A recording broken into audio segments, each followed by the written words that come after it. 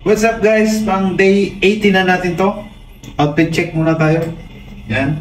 Bago tayo mag-workout. Ayan. Outfit check. Tsaka, comment nga kayo kung may nagbabago ba sa katawan mo. Parang feeling ko wala eh. Ang aming mini gym. Yan.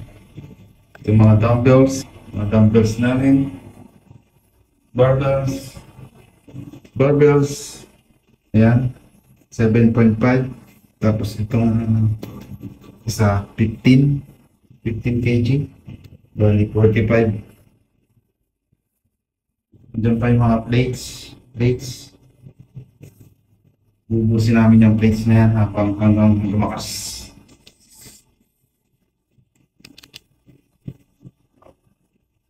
Isang salamin. Yan. Oh. May nagbago naman ng konti, no? Masarap pa rin.